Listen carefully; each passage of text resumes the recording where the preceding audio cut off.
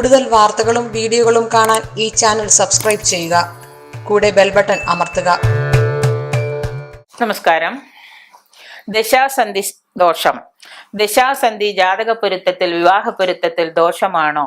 ജീവിത പങ്കാളികൾക്ക് ദോഷമോ, ദുരിതമോ, മരണമോ? അതാണ് ഒരു ദശാസന്ധി എന്താണെന്ന് എല്ലാവർക്കും അറിയാം. ഒരു ദശ തീർന്ന് അടുത്ത ദശ തുടങ്ങുന്നു. രാഹുർദശ തീർന്നു, അടുത്ത ദശ തുടങ്ങി. വ്യാഴദശ തുടങ്ങി, കുജദശ കഴിഞ്ഞു, രാഹുർദശ തുടങ്ങി. ഒരു ദശ തീരുന്ന 6 മാസക്കാലവും പുതിയൊരു ദശ തുടങ്ങുന്ന 6 മാസക്കാലവും, അതാണ്. അപ്പൊ മൊത്തം 1 വർഷക്കാലം. അതാണ് ചില ജ്യോത്സ്യന്മാര് പറയുമ്പോൾ ആളുകൾക്ക് കൺഫ്യൂഷൻ ആകുന്നത്. അതായത് ഒരു ദശ തീരാൻ പോകുന്ന 6 മാസക്കാലം. ഇപ്പൊ നിങ്ങളുടെ കുജദശാകാലം തീരുന്നു എങ്കിൽ 6 മാസം, രാഹുർദശ തുടങ്ങുന്ന 6 മാസം, ഈ എല്ലാം കൂടെ 2 കൂടെ കൂടുമ്പോൾ 1 വർഷക്കാലം, 12 മാസം. ഈ 12 മാസക്കാലമാണ് നമ്മൾ ദശാസന്ധി എന്ന് പറയുന്നത്. ഏതൊരു മനുഷ്യന്റെയും ജീവിതത്തിൽ ഒരു ടേണിംഗ് പോയിന്റ് വരുന്നത് ഈ ദശാസന്ധി കാലത്താണ്.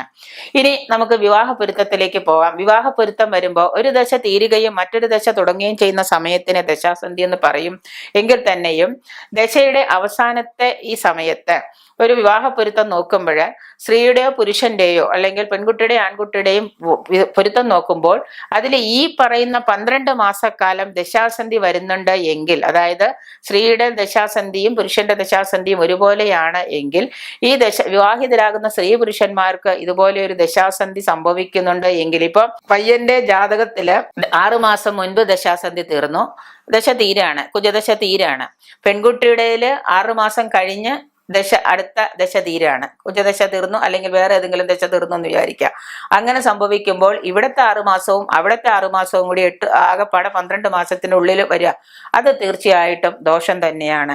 ജാതകം പരിശോധിക്കുമ്പോൾ ദശാസന്ധി നീചത്തിലാണോ എന്ന് നമുക്ക്, ഉത്തമത്തിലാണോ എന്ന് നമുക്ക് അറിയാൻ സാധിക്കും. അങ്ങനെ അറിയാൻ സാധിക്കുന്നില്ല, ഏതെങ്കിലും കാരണവശാൽ നമ്മൾ ശ്രദ്ധിക്കാതെ പോയിട്ടുണ്ടെങ്കിൽ, ഇതുവരെ വിവാഹം കഴിഞ്ഞവരും ഇതിനു മുമ്പുള്ളവരും ശ്രദ്ധിക്കേണ്ടത് ദശാസന്ധി വളരെ ദോഷകരമാണ്. ജീവിതത്തിൽ ഏറ്റവും കൂടുതൽ പ്രശ്നങ്ങൾ ഉണ്ടാക്കുന്നത്, ജീവിതത്തെ ഭയാനകമായ രീതിയിൽ നിങ്ങളുടെ ജീവിതത്തെ ബാധിക്കുന്നതാണ് ഈ ദശാസന്ധി ദോഷം. കൂട്ടുദശ എന്ന് പറയുന്നതിനെ കുറിച്ച് പലതവണ ഞാൻ സംസാരിച്ചിട്ടുണ്ട്, ഒരു വീഡിയോ ഇട്ടിട്ടുണ്ടായിരുന്നു.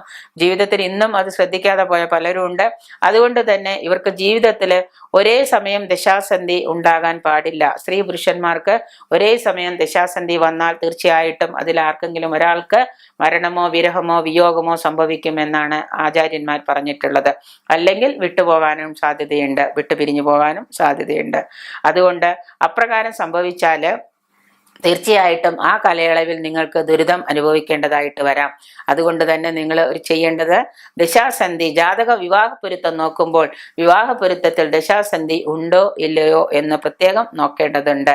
ചൊവ്വാദോഷത്തെ പോലെ തന്നെ വളരെ പേടിക്കേണ്ട ഒരു ദോഷവും തന്നെയാണ് ദശാസന്ധി. ദശാസന്ധി ദോഷം ഉള്ള വിവാഹ പൊരുത്തം ജാതകം ചേർക്കാതിരിക്കാൻ നമ്മൾ ശ്രദ്ധിക്കുക. അങ്ങനെ നോക്കിയിട്ട് ഇനിയിപ്പോൾ അത് സംഭവിച്ചു പോയി എന്നുണ്ടെങ്കിൽ അതിനെന്ത് പരിഹാരം എന്ന് ചോദിച്ചാൽ അത് നിങ്ങൾ ആലോചിക്കേണ്ട ഒരു വിഷയം തന്നെയാണ്. നമ്മൾ പരിഹാരം നിർദ്ദേശിക്കുമ്പോൾ അതിന് എന്ത് ചെയ്യണമെന്ന് നോക്കുക. മൃത്യുഞ്ജയ ഹോമമോ കാലാകാലത്തോളം മൃത്യുഞ്ജയ പുഷ്പാഞ്ജലിയോ ഒക്കെ ചെയ്തുകൊണ്ട് പോന്നാൽ ഒരു പരിധി വരെ പരിഹാരം എന്ന് പറയുന്നുണ്ടെങ്കിൽ തന്നെയും നമ്മളത് വളരെയേറെ ശ്രദ്ധേയമായൊരു വിഷയമാണ്.